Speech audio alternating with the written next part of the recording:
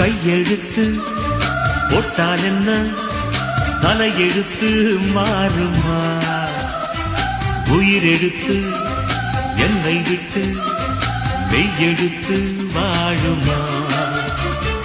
எத்தனை நாள் சொன்னதுண்டு பள்ளி அறை காவியம், சொன்னதற்கு சாட்சியுண்டு சின்னஞ்சிறு ஓவியம்.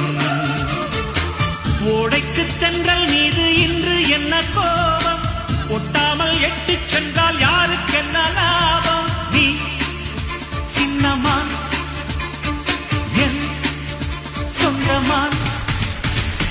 கல்யாணம் கச்சேரி கால் கட்டு எல்லாம் ரயிலேறி போயாச்சிடு.